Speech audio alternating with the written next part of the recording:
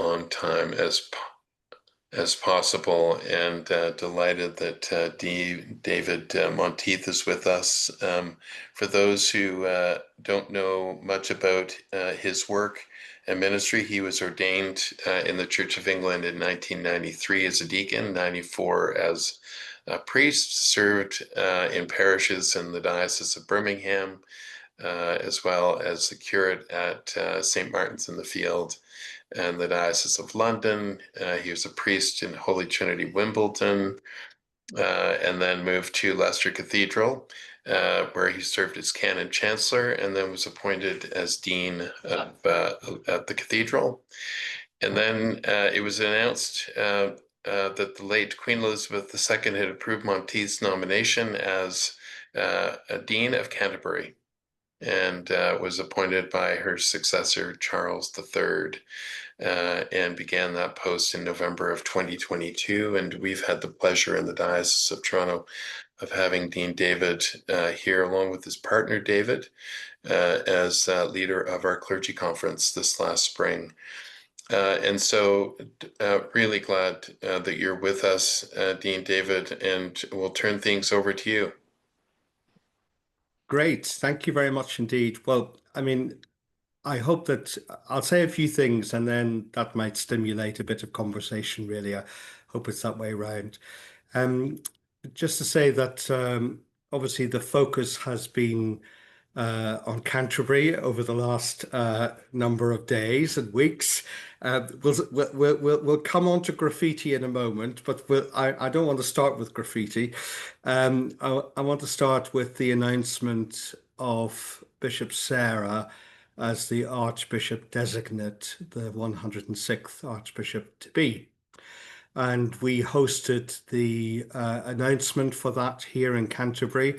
And that was a great thing to do because for the last, I think, 4 or 5 archbishops, that's always been announced in London. And so it's the first time it happened in Canterbury. So that was really lovely for us. And it meant that Bishop Sarah was able to meet some of the folks who worship at the cathedral and also some of the groups and activities that go on in the diocese, including really brilliantly meeting with a group of teenagers from what's called the Archbishop's School. And there are lots of schools in Canterbury and lots of really very good and lovely and quite posh and expensive schools in Canterbury. But the Archbishop's School is a state school, but named after the Archbishop. And it is the school in the city that where all the refugee kids go, basically. And so there are 47 different languages spoken in that school. And so it's almost, for me, when I first came to Canterbury, going to that school, it was like being back in Leicester, which is a very multicultural community, very similar. And so it was lovely that those kids were able to be there for Sarah's announcement, and that one of them actually officially announced her, and then Noah, right at the end, prayed for her. And whilst it's very early days in planning and so on, his prayer was so good that I'd quite like to see whether we could incorporate it into Sarah's installation service, because that would be fantastic to have something like that within it. So, and I mean, we were thrilled that Sarah was appointed, and not only because she was a woman, but because she has such a good heart and brings to ministry this dual thing of, on the one hand, good experience of parish and episcopal ministry, but on the other hand, this deep experience of being a nurse and as a nurse working in the National Health Service, which makes the organization of the church seem quite simple, to be honest. And the fact that she could work in it and thrive in it and bring a degree of change to it, I think that speaks a lot about the kind of person she is. She's not upfront and showy. She's not the most compelling public speaker or anything like that. But I think where Sarah's really good is, when she meets somebody, she actually looks at them and talks to them. She's not looking over her shoulder to talk to somebody else. and people notice that, and I think that matters. But also, what she's very good at, she kind of knows how to work the back routes of the church and its kind of boards and governances and all of those sort of things, and will bring important but perhaps subtle change to our life. So that was the first thing. And inevitably, there's been pushback from that as well. So we've had a fair amount of press reaction against that announcement, not only from some of the churches in Africa, but not all of the churches in Africa, but some of them, but also from the general public in England as well. We've had plenty of pretty pretty strong emails and social media posts that probably are best consigned to the bin, probably is where they need to go, really. Um, but but but um, but she's quite resilient, Sarah. So I hope that she will continue to be so and not get too battered by all of that.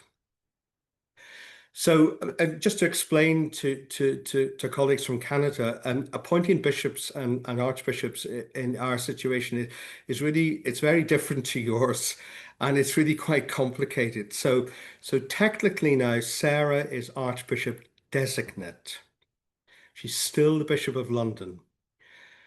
At the end of November, the College of Canons of Canterbury Cathedral will meet and will be invited to elect Sarah as the next Archbishop of Canterbury. That election, I will preside over it, and it'll take place in the chapter house of the cathedral, and it'll be enmeshed in prayer as well. And members of the college do not have to vote for this single candidate. They could choose not to vote, or they could vote against. Um, it's never happened yet that the College of Canons has not elected the nominated bishop. And this used to be really important in medieval times, as you can imagine, when everything was incredibly politically constrained and contested. Um, Now it's more symbolic. But even if the College of Canons didn't elect Sarah, the king could still proceed with the appointment via another process. But let's assume all goes well and that we do elect Bishop Sarah. Um, at that point, she becomes not the Archbishop designate, but the Archbishop elect. And then, because clearly the College of Canons of Canterbury Cathedral are not to be trusted, which I can understand why, we then will have another process which is called the confirmation of election. And that's when the king will ask the Archbishop of York and a couple of other bishops to check my homework, that I've done it all properly, included everybody I need to include, and did everything I was supposed to do, and came up with the result in a fair and judicious way. That meeting will take place in London, probably at St. Paul's Cathedral, and probably at the end of January. And when that happens, that is the moment which Sarah actually becomes the Archbishop, because at that moment she gets given all the authority to sign all the documents, license clergy, do all the legal stuff. And so from that moment on, she is the Archbishop of Canterbury. But um, her arrival with a great service of welcome, which historically has been called an enthronement for a bishop, and in this case will be called an installation of the new archbishop. And that will happen towards the end of March. I think the date has been leaked around the place, but I'm not supposed to leak it and I'm not supposed to tell you. So I better not, but it's towards the end of March. And at that point, I suppose ceremoniously and in everybody's sense, Sarah will be fully up and running. Her office will be up and running, and all the primates who wish to attend that service will be in Canterbury, and they will stay on for a day or two after the service when Archbishop Sarah will meet with them and have a sort of an informal primates meeting so she can get to know them better during that time. So that's news about the Archbishop. And maybe you just pause at that moment and maybe people have any questions about any of that. If you didn't know it was like Gilbert and Sullivan operetta, it really is like Gilbert and Sullivan operetta.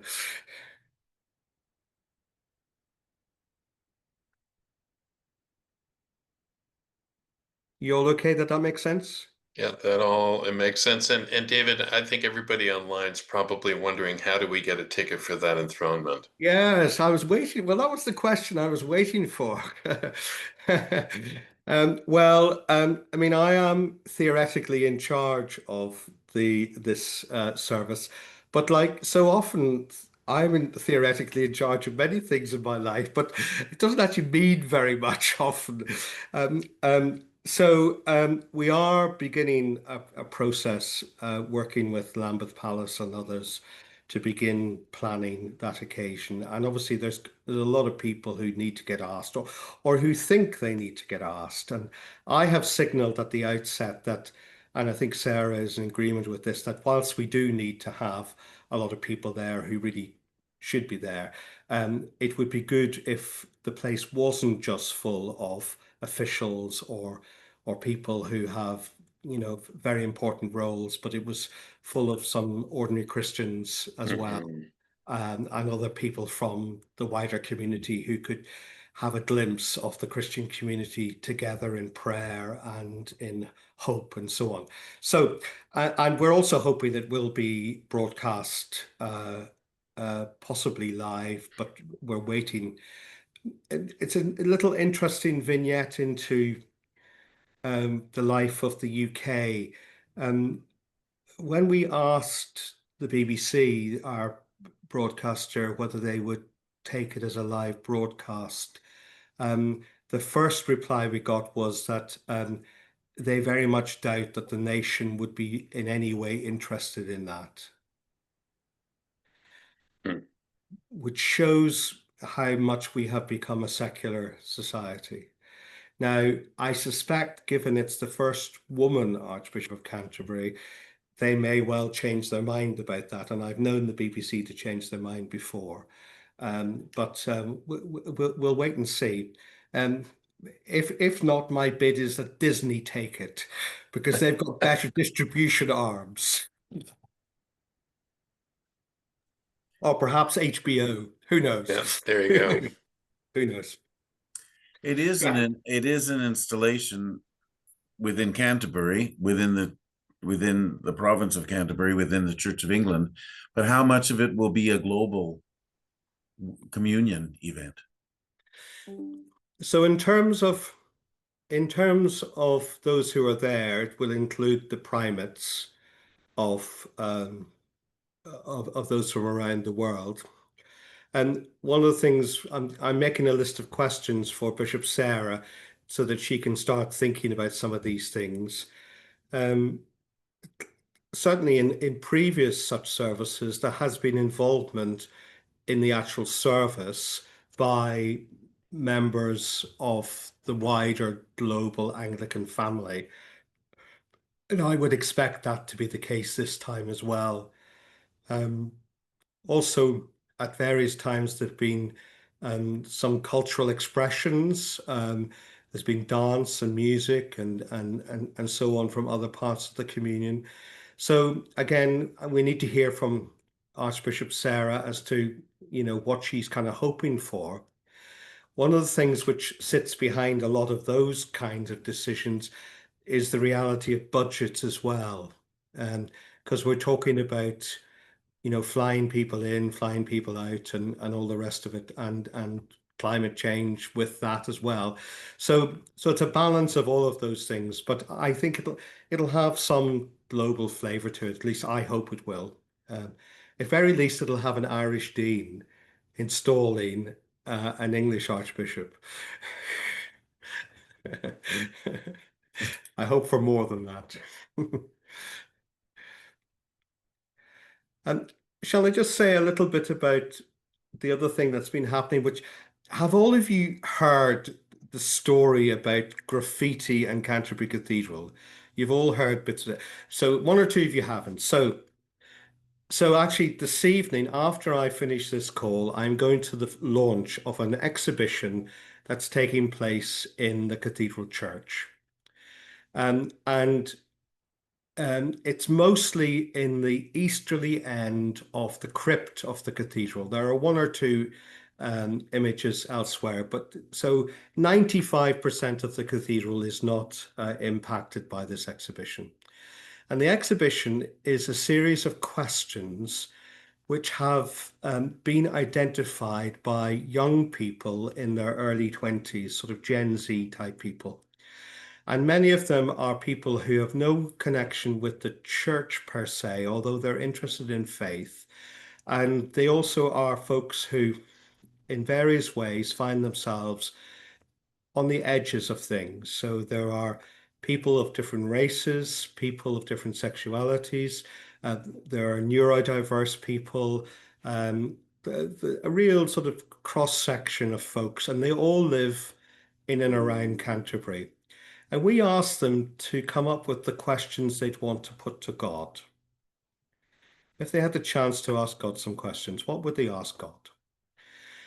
And they came up with a series of questions which, I mean, I just didn't know what they'd come up with initially, but I was both disappointed and pleased, because I was disappointed in that they were the kinds of questions I've asked myself and that I've read in many other places are the kinds of questions that teenagers, young adults, and indeed adults of all ages ask about God. So, why do you allow suffering? Do you really exist? Um, do dogs go to the same heaven as everybody else goes to? A whole range of questions that are very recognizable to me. And then we spoke to the young people and thought hard about how we would display these questions in the cathedral. In a way, as a prayer, they're a bit like the opening sentences of many of the Psalms, you know, or think about the words of Jesus, my God, why have you forsaken me? They're offered to God. And they decided that a good way to show them would be in graffiti script, because it's something that some of them know something about, but also they knew it would be jarring and raw, particularly if these were seen in a very beautiful historic space like Canterbury Cathedral. So that's what we're doing, but it's caused the most enormous hoo-ha. Um, and with a very strong visceral reaction from many people about putting graffiti in the cathedral. Now, we have hundreds of graffiti marks and pictures in the cathedral which date back to the 12th century. So graffiti is nothing new in the cathedral whatsoever. But modern sort of tag graffiti is new. Um, and um, and and of course, some people, because it's done well and professionally, it looks as though these things are sprayed onto the cathedral walls. They're not. They're on vinyls. They're very carefully attached. All the kind of historic stuff about the heritage and the conservation has all been dealt with. But of course, people don't necessarily want to hear that bit of the story. And so there's a lot of talk about desecration, sacrilege. And I made it onto the tweet list of J.D. Vance, followed by Elon Musk. I shouldn't say any more than that, but that's interesting. That's interesting. Um, and of course, the cathedral has come under a great deal of media and social media attack, as I have myself. And of course, it veers into very personal territory. And so there's a horrible side to this, and there's a horrible side to it, which the staff have to deal with here. But it was all done sort of as a gentle missional evangelistic kind of thing, because one of the things we've noticed, and I don't know whether this makes any sense to you at all, but I think our visitors and tourists are so used to going to historic spaces that they mostly assume the historic spaces they go to are now closed and they're no longer used for the purpose they were built for.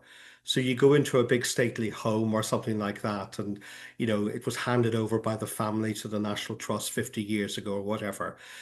And so they don't, even though they're surrounded by Christian imagery, iconography, art, even though there's services going on all through the day, even though there are requests to pray on the hour going on, even though all these things are happening, people still don't realize it's a Christian building for the Christian community that's still alive there. And so, in multiple ways, we're trying to find little things that will sort of pop that bubble and help people to appreciate the space they're in different ways. Previously, we did this with a great piece of weaving which hung above the chair of the Archbishop. And again, it interrupted the space. It was very, very beautiful and colorful and so on. And so it didn't cause offense, but it did interrupt. And it made actually, one of the things we noticed is it made more people look at the beautiful East End windows of the cathedral that they'd done before because their eye line was blocked, so they deliberately went to have a look at those in a way they probably would have just walked past them before. And yet they're stunning and astonishing windows.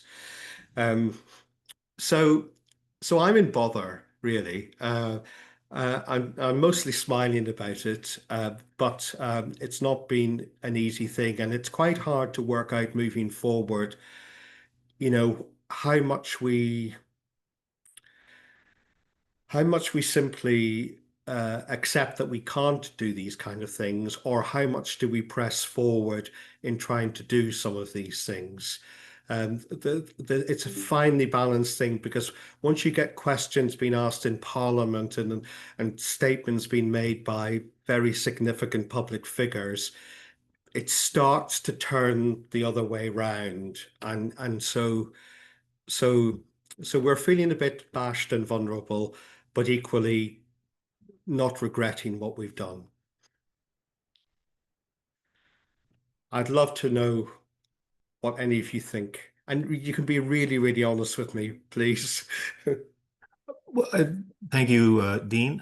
I mean, churches are always the center of the display of art, and it's always been controversial, no matter you didn't like what was in the stained glass window at one time or things like that. But I remember a number of years ago when one of the first visits I made to the cathedral, there was an installation. I think it was hung from the ceiling of sadly, the clothes of those who were crossing the English Channel, and there was this display which I thought was so moving and talk about making you want to think and pause and reflect on the state of our world today. But I think you've done an excellent job. I mean, I mean, you're getting people to think about certainly about what Canterbury Cathedral. I mean, it's not just a museum. It's a living entity that's speaking prophetic words.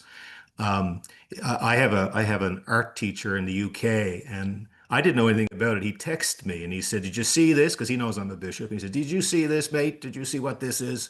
And I looked at it. My first instinct was, "Oh my God, who broke into the cathedral and spray painted the cathedral?" But when I realized what it was, I said, "Well, that's exactly what it's meant to be. It's meant to draw attention to a specific situation that's ongoing, certainly in young people's lives in terms of their faith and where they are.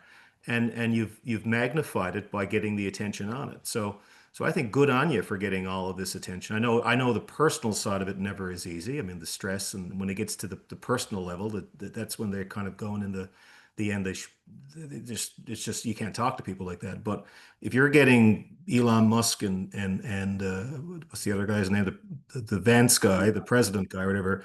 I mean, I think you're doing exactly what it's meant to be. It's to be prophetic and to be a witness to the way in which God is speaking through these young people today and the way that they're living that out. And but good on you. I think that's a wonderful thing that you've done.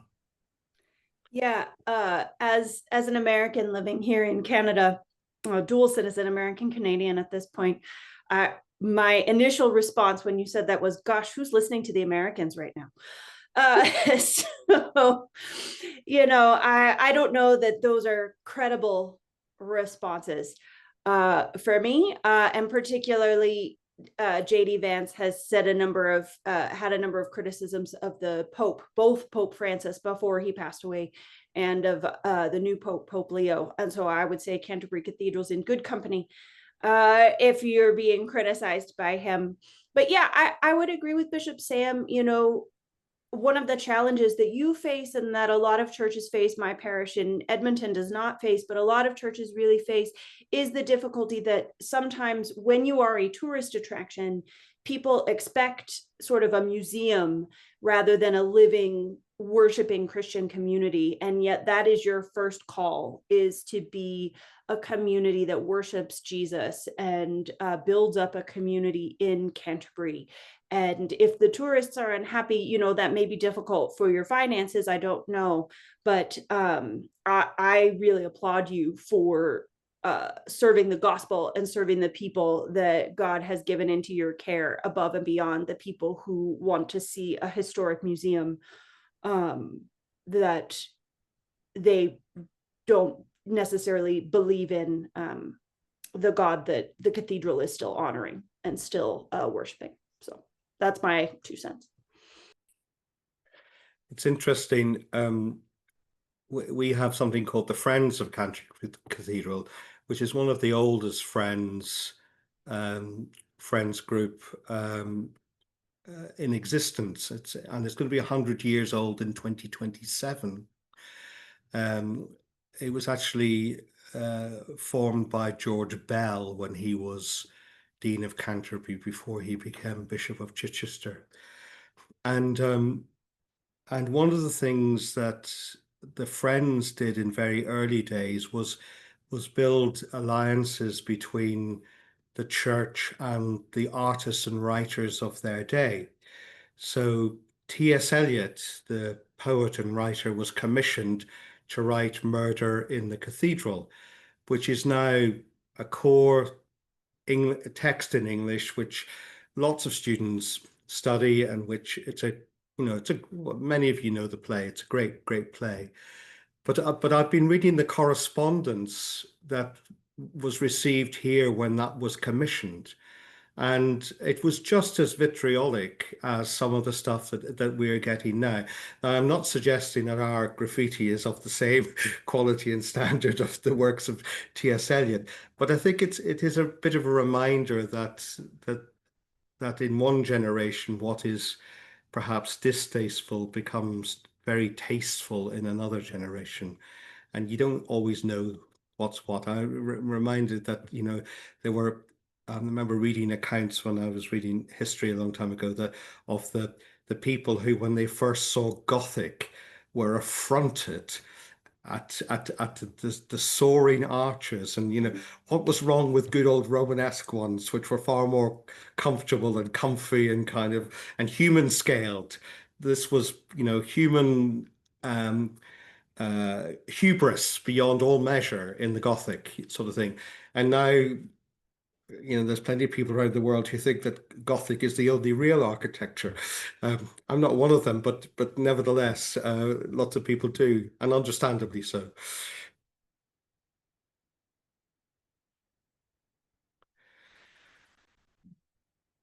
Do you want to know a bit more about what's going on in Canterbury beyond these headlines, as it were? What's going on behind the scenes a bit more? I think that would be great, David. And the folks who are online are also great champions of the ministry of the Archbishop of Canterbury, being part of the Compass Rose Society, and I think hearing from you about that ministry as well would be really helpful. Yeah. So let me say a bit about the Archbishop first. So I think what we in Canterbury know is that with every Archbishop comes a different shape to their ministry. They carve it out very much in their own way. fundamentally because the role is utterly impossible. It's far, far too much for one person. And there was a little attempt at trying to reshape it a bit recently through the ACO, the Anglican Consultative um, Council, and so on. Uh, but it didn't get very far because the Archbishop of Canterbury is the Bishop of the Diocese of Canterbury,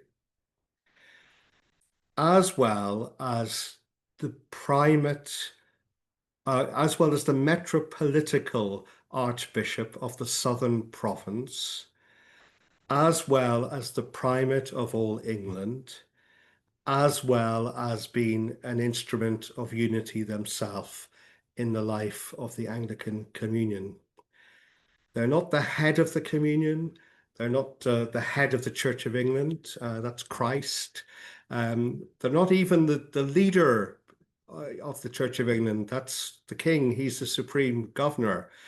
Um, um, but all of those roles have significant commitments, and within their role as primate of all England, they also have a significant role in the state as well, in Parliament and in coronations and in other royal events and national events and so on. So from day one, they are torn in all these different directions. I can't remember the exact number. Jackie actually might remember, but when Justin first came into post and he counted up all the days that where he had to do something, like he had to be at General Synod or he had to be at the International Primates meeting or whatever, he was left with something like, I don't know, 25 days a year when he could actually make some decisions about where he was putting his time. There was almost no capacity whatsoever. You just kind of roll this program and it rolls out. And so I think for any new archbishop, they're going to have to stop and ask the question, well, does that all really need to happen? And does it all really need to happen in the way it's been happening?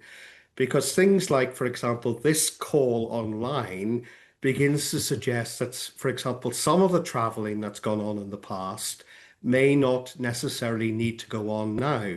That's not to say that there will not be traveling. I'm sure there'll be traveling, but it might not be quite as much as it was. I think the consequence of Archbishop Justin's significant traveling around the communion was that at times both the Church of England and speaking more closely, the Diocese of Canterbury did wonder where their Archbishop was. And it strikes me, I've been watching Leo quite closely. He's a very canny Pope, I think, is Leo. It's very interesting. And one of the things which he's been quietly doing in Rome is getting around lots of the different churches in Rome. So you're more likely to see him at some basilica or other down the road than probably you are in the Vatican. So in other words, his pontificate is being rooted and grounded in the place where he is actually the bishop. And then everything else kind of builds out from that space. Both, his work in Italy, his work across the whole Catholic Church Universal and so on. And I suppose my hope is that Sarah will find some version of being able to do that for herself, because I think that will then help her in the stuff that she's doing globally to remember that she's rooted locally. We here in the cathedral try and support the ministry of the Archbishop, particularly when they're in Canterbury. And again, that varies a huge amount between archbishops. When Rowan Williams was Archbishop, he was probably in Canterbury 2 weekends a month. And one of those weekends, he was lying low, catching up with his inbox, and he would come, maybe to the 8 o'clock at the cathedral on the Sunday morning and go home and work quietly at home and have time with the family. And the other weekend, he'd be out in a parish in Canterbury, the diocese somewhere. And you could literally be in the smallest little parish in the back of beyond, and your vicar be sick. And suddenly there was Rowan taking the service, filling in because there was a gap needed to be filled in. Justin was in, and I think the Careys were in Canterbury quite a lot as well, from what I've been told. Justin was in Canterbury, I think, more at the start of his time when he first started as Archbishop, and then in the latter time we only saw him about once every 3 months or so. Um, um, but even when the archbishop's here, they tend to come for a while as well. So sometimes they move some of their staff down with them for maybe a week or so. And there's a different dynamic here. It's less, they're not in the heart of London. They're away from Parliament.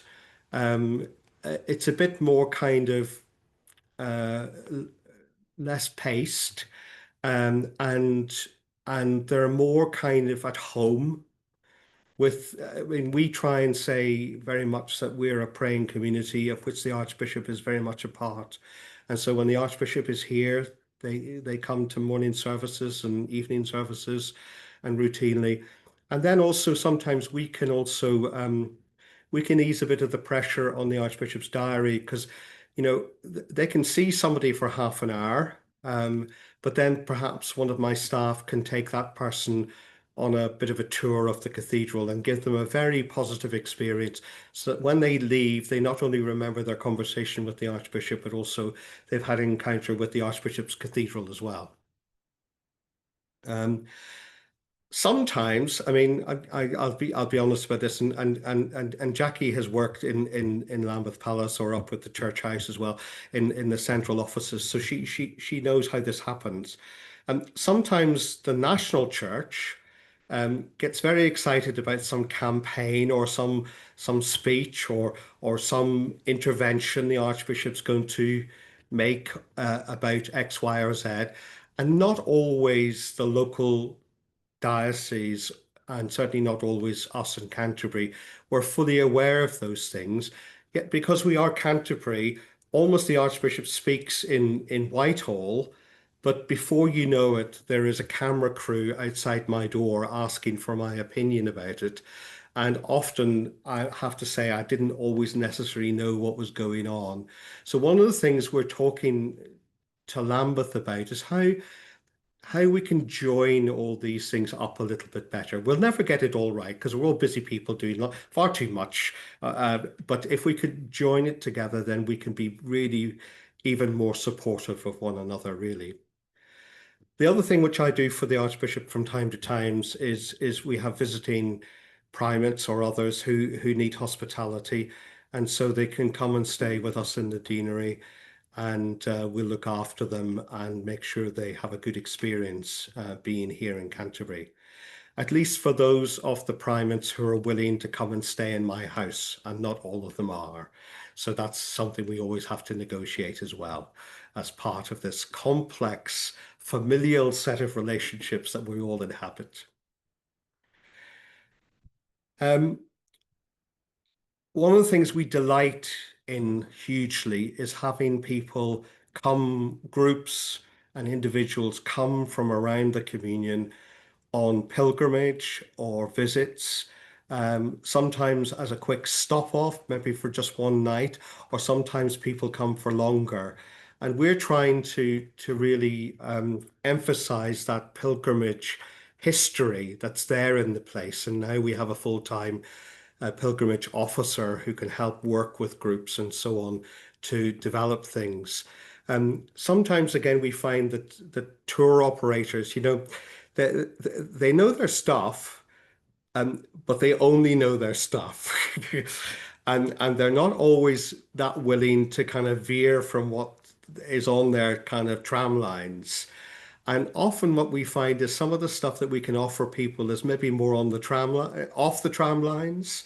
Meeting with real Christians here, taking people places that are not big and flashy, but maybe are very significant. For example, for folks to come here and to not only know the history, but to see, see a food bank in operation here and then to ask the questions, well, that's a bit like what goes on back in our place in downtown Toronto or whatever, so that the real kind of Christian growth and development comes to the fore. So we always say to people, if possible, talk to us very early on before you've even engaged a tour operator, and let's see what we can put together. And we might actually save you money as well, um, which would be a good thing. So think about that as well as a possibility. Um, and then the final thing on all of this is that, every day we have daily worship because we inherit the tradition of a Benedictine community. That was the original pattern of prayer in this place. We're not a Benedictine community now, but we're one that has been shaped by that rhythm of prayer and by that commitment to hospitality. And so we start with morning prayer every day at 7:30. Then there's a Eucharist at 8. There may well be another service in the middle of the day. And then there'll be evensong at 5:30 in the evening. And that goes on every day. And when you come here, you enter into that. But we're very aware that not everybody can come here. So we do live stream our choral evensong every day, which goes out 6 days a week. Doesn't go out on Thursdays because our musicians have a day off on Thursdays. But that also gives us the opportunity here to we say evening prayer that evening, and we have 25 minutes corporate silence. Because again, silence was very important part of the prayer of a Benedictine community. And we just hold that silence together and pray and listen out for God. And that's been really important so that we're not just always enjoying good music, but actually we're stepping back from it and allowing space to reshape us in various ways. So people can join in, and so we do have an online community, and I hope if you've never joined in, you'll find us on YouTube or the usual places. That's not to discourage you away from your own places of worship, and you may already be well connected in there, but sometimes it's just good to go somewhere else. And sometimes it's good to maybe if your own church it doesn't live stream or whatever, then join in with folks from around the world. And we know that in the longer term we need to find better ways of, in a way, pastoring that community and learning how to do that. That's not something we've managed to pick up very well on. We get emails in for prayer requests and those kind of things, but I was interested to discover recently that Washington National Cathedral have appointed recently an online pastor, an online clergy pastor for their community. And one of the things I want to find out more from Dean Randy, who's looks after Washington, is to see how that's going and what it means and so on. Because it seems to us that whilst we're not in the post-COVID world of online is now a part of our regular lives, and we've got to think seriously about the opportunities that gives us. I've talked a lot. Time for questions. I'm thinking of this induction service at the end of March or sometime in March, and again, the issue will be who isn't there. With the Global South saying that they want to break and they may not recognize the Archbishop of Canterbury, parts of the communion that don't ordain women, parts of the communion that still might be raising an eyebrow at the Primate of Ireland being in a same-sex relationship. And so it might be interesting that your connection with Benedictine communities, it would be lovely to see a Benedictine community from Uganda, from Nigeria, from Hong Kong, maybe being there when their primates weren't. It would be wonderful to see if there was that type of prayerful response that could be reflective rather than expecting the politicalness of the primate gatherings or people making a point of not being there. David, that's a lovely idea, and I shall add that to my list. That's a really good one to ponder. That's a very creative way to think around this sort of stuff. And certainly one of the things I notice, of course, a lot is that although the their primates and maybe even their whole churches have made, a particular decision in relation to these things, that often we still get lots of their bishops and people coming here all the time. I can't tell you how many Nigerians I've had photographs taken with, hundreds and hundreds and hundreds of them. And yet, of course, formally speaking, things are strained at an institutional level. But again, people to people, relationships are good. Yeah, I'd love to make a comment on that quickly, Dean David. We've had in the last 2 years, I would say 15 to 20 Nigerian priests who have come to Canada and settled in the Toronto area looking for work, all of whom look to Canterbury for guidance. And of course, that's not an easy thing for them to do, but they've made that a very public choice. The other thing that I'd comment on is a pastor for the online community. We've noticed in the Diocese of Toronto that our uh, um, average Sunday attendance has gone up now 2 years in a row, and in large measure that's because of online communities. And we have at least two of our churches, larger churches, who have online pastors who really work with that online community, and it's working beautifully. There's a real sense of engagement, and it builds on accessibility in a way that we've never really thought through as church communities. We've only ever really seen one way of worshiping, and COVID has done us a world of service in many ways, in being able to say this is real, actually. Yeah. Another part of that, which we just started in a small way, but we're hoping to develop, is one of the things in our plan for the next 10 years is the creation of something called the School of Hadrian and Theodore. Now, Hadrian and Theodore were two characters from the past here in Canterbury. Theodore was Archbishop, and Hadrian was the prior of the monastic community. But they worked like this together, and they were great planners and educators and formers of people in the Christian faith, and in particular in the service, in leadership as service Mm. within the Christian communities. And in their time, in what we now call the Dark Ages, they probably nurtured and shaped most of the Christian leaders in these islands for decades.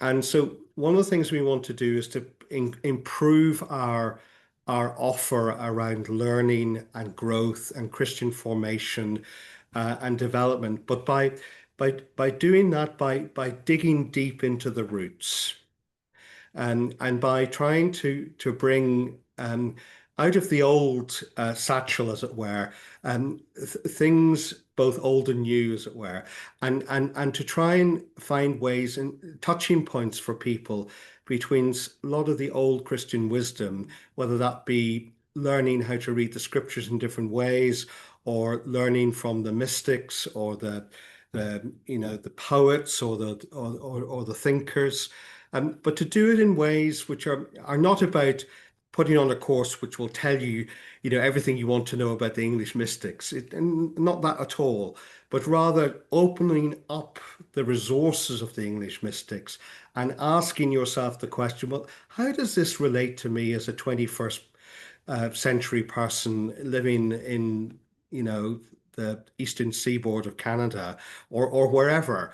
And so we're hoping to do more of that, because we notice again that we have people and resources here that they love to talk about those things. People Mm. here love to talk about those things. Um, but actually, in many parishes around the world, and in many deaneries and many dioceses, perhaps there aren't these resources around the way they used to be. And perhaps people can kind of, in in a small way, become a Canterbury scholar, as it were. Hook into what we have on offer, and then bring that back to wherever you are, and then use it. And to put this stuff online so other people can share it, and not hold any of it back, but find ways to be generous with it. That's maybe something that Canterbury could offer at the communion, without saying that we're interfering or trying to tell anybody what to do, but rather just to offer what we have to offer.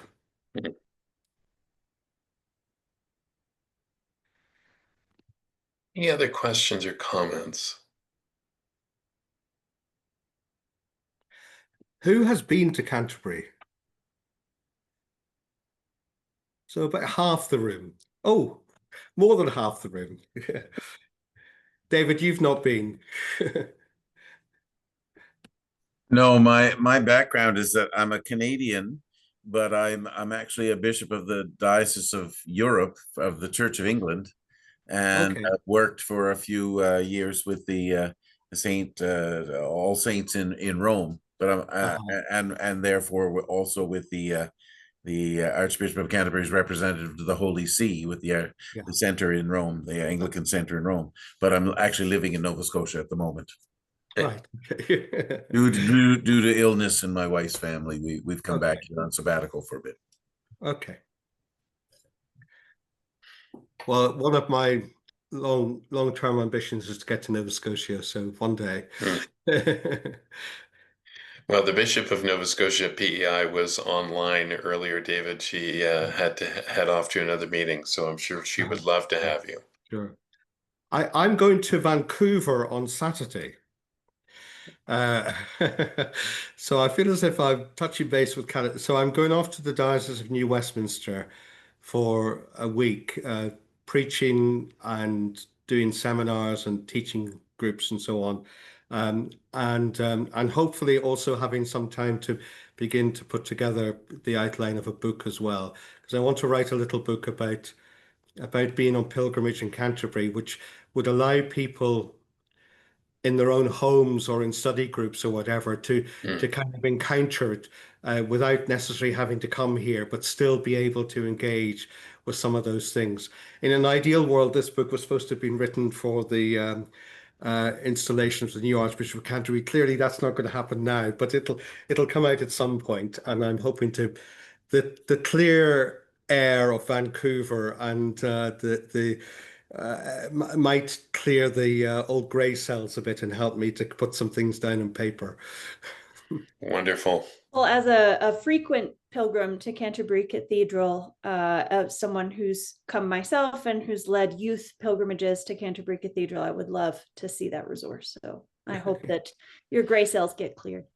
Great, thank you. I'm sitting in Halifax right now, and my daughter lives in Vancouver, and I'll tell you, I'm closer geographically to you by about 1,500 kilometers than I am to her. I know. I'm just realizing the length of the flight. It's only dawning on me. It is a long way. It's a long way. It's a long way. But people tell me that Vancouver in this time of the year might be quite a beautiful place to visit. It is beautiful. Good, good. I thank you for all that you do in the Compass Rose to support the work of the Archbishop and so on. And I've been talking to people from the Compass Rose about how that support can also kind of extend to the life of Canterbury. We're very conscious that we look after, as it were, Compass Rose number one. Although I keep discovering Compass Roses in various places I go to visit. I'm taking a little collection of photos of them as I discover them. But we look after number one, as it were. And as such, in one sense, we're the home of the Compass Rose. And I would love that sense of relationship and connection to develop in all sorts of ways. And as the communion reshapes, because it has done throughout my life, and as our society reshapes, I think we're going to. without getting melodramatic, my sense is we're going to need one another more, not less. And that these moments that connect people across the miles and across differences, um, um, and yet seek out a common humanity and a common faith. Uh, I think that is going to matter more and more to us. Because at very least, you know, if we even just take the issue of climate change, for example, which we already know a great deal about here, you know, the spoutings and gutterings of Canterbury Cathedral were not put in place to deal with what is now Mediterranean rain, which comes down like a thunderstorm very suddenly, very rapidly, producing vast amounts of water, and they just can't cope with it. These buildings in, you know, here were not designed for that kind of thing. They're not. You might say that's a trivial example, but it's the tip of an iceberg. Oh, sorry, bad language, but it's the tip of something very significant, and and the fact that we have so many migrants now trying to cross the channel, again, is a tip of something enormous, and it's related to war, resource, and climate change. And people are now finding there are bits of the world they can no longer live in. It's not just human life is increasingly unsustainable. So people are going to move somewhere. And that's going to reshape nation states and all kinds of things in all kinds of ways that we as the Christian community and as a global Anglican family have contribution to make to, and have solidarity one with another. And it may, you may think like a little Zoom call like this is a small thing, but I think it's a big thing, because I think it's pushing counter to so many dialogues that are going on. And the more of these we can create and set up, the better. Couldn't agree with you more, David. We talk often in Compass Rose as being sinew and connective tissue, of holding a communion together in times that are fraught and difficult, and that's what we're called to do. Yeah, yeah. And Jesus hasn't abandoned us or his church Hmm. or this little bit of the church called the Anglican Communion.